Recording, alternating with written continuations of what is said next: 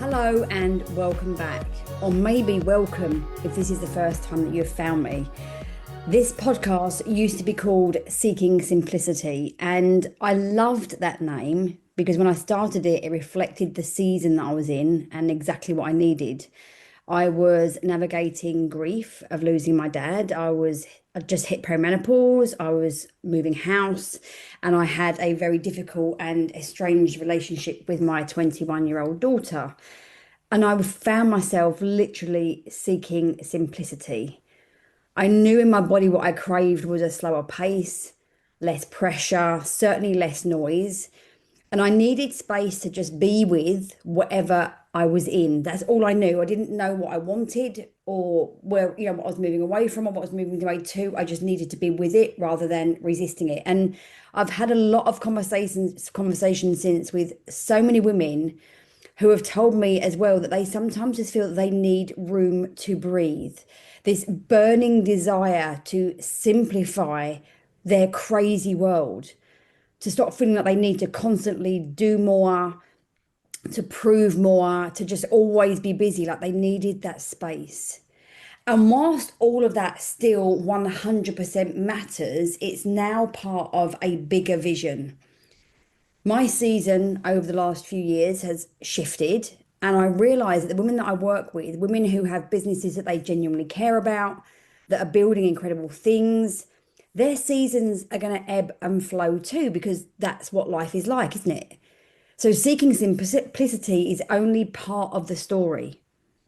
And I've noticed over the last couple of years that in my coaching, even through those hard times, my client's ambition didn't disappear, it evolved.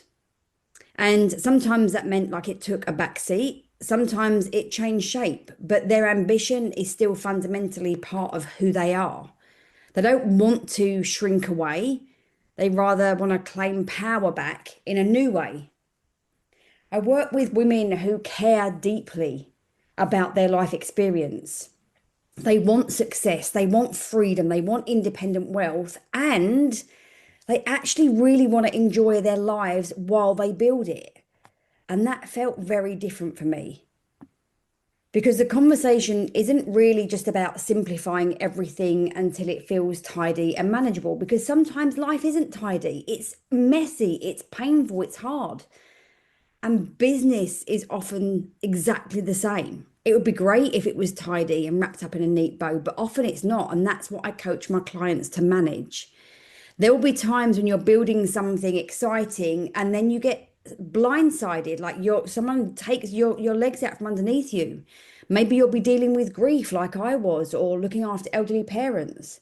It could be hormones, it could be a teenager or your kids leaving home. It could be a quiet month in sales. It could be suddenly unexpected anxiety or self-doubt. It could be one of those weeks where you've technically worked all day, every day, and somehow your brain still tells you like it's got 30 tabs open, you've not done enough. And that's where Be More Lobster finally came to life. And I'd love to tell you how I came about this, because I've been holding on to this name since around about 2018.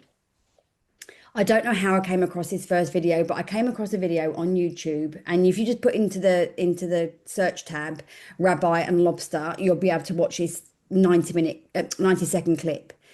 And Rabbi talks about how when the lobster at some point, the lobster will get to a stage where it actually starts to feel pain. It starts to feel discomfort and pressure as it becomes too big for its shell. And he says that if the lobster was medicated, given aspirin, paracetamol, whatever, like the lobster would literally never grow because it would just numb the pain. But because of the pain, the lobster knows it's time. And what it means is that it has to go away for a little bit and sort of molt, they call it molting, molt from its shell. And underneath this sort of soft, pliable, new exoskeleton that hasn't fully formed yet, but it's been forming to the new shape, if you like. And at this moment, obviously, the lobster's completely vulnerable. There's no hard shell on it. And so it sort of hides away for a while as the shell builds and it grows into a new shell. And I loved it. And I was like, I want to do something that's hashtag Be More Lobster. And at that year, I actually went to the States and became a high performance coach.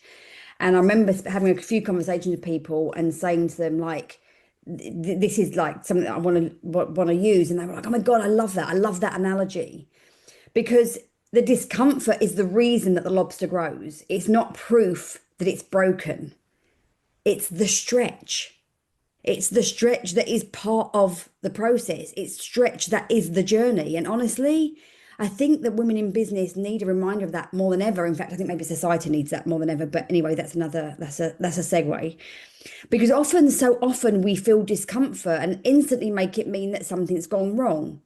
Maybe that you're doing it wrong, or maybe that this particular thing isn't right, that I'm doing this offer isn't right, or maybe I need another strategy, or maybe I should change direction. Maybe everyone else has figured this out and I haven't, and there's something wrong with me. But what if, for most of the point, nothing has actually gone wrong? You're getting that feedback that you're moving into a growth phase, that this is all part of the growth phase, that this is the new promise. Like, this is the new promise. So this transition, this evolution, this growth, if you like, of the Seeking Simplicity podcast to Be More Lobster, this podcast is still about thoughtful conversations. It's still about mindset, emotional well-being, and it's still rooted in how we create and live meaningful lives. But I'm now talking even more directly to women who run their own business, women who are building something that they care deeply about, that is an extension of themselves, an expression of themselves, a passion that they have. Maybe it was a life experience and they've got into it that way. A lot of the women that I work with, I call them sort of accidental entrepreneurs. It may not have been something that was rooted as a thought way back when, but something happened in their life and they were like, this is it. And then once they start, it's like almost like an addiction. They can't stop. It's who they are. Their business is who they are. Women learning how to manage their minds. Managing their minds isn't just for business owners. We're probably talking about this to our children all the time, or we're having conversations with our friends, or we're seeing things on social media.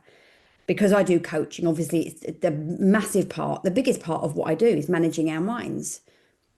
But it's also about how women can learn to manage their energy, to manage and increase their capacity to do hard things, to feel the hard emotions, to navigate and move towards 2 or 3 goals simultaneously, to manage difficult relationships when they come up. How do women also manage their emotions? I don't know about you, but perimenopause, my God, has it been a roller coaster? Okay, so there are going to be some elements in your life when you're going to have less control than you did before, but you're going to have to dial in where you do have control. How do we manage our expectations? How do we raise our expectations, our standards, our self-concept? Women who are learning how to hold themselves, ground themselves steady through the growth. And it's really also about talking to women who don't want to wait until they get there before they let themselves enjoy the life that they're building. I've seen that happen too much. I got stuck in that for so long. Telling myself that when I get to that particular goal, then I can relax, then I can take time out, then I can have more holiday, then I can stop working evenings. And the truth is, if you don't change that pattern now, that pattern will always be a pattern. And so that's what Be More Lobster is all about. Real conversations, real business, real life, and how you can learn to grow and embrace that stretch. So I've got a question for you as we start to navigate this journey together. Where have you been making discomfort mean something's gone wrong, or there's something wrong with you? And what happens when you let yourself believe that actually this is all part of growth, and what are you growing into? So I would love for you to listen to the episodes that I purposely put up all in one go, so you can have a little bit of a binge. I'm going to keep them short so that you can honor your time, but also just get something that you can apply. I'd love for you to ask for every podcast, how can I apply this to me? Where does this apply to me? And with that being said, I'm so excited to share this Be More Lobster journey with you. And I will speak to you again in the next episode.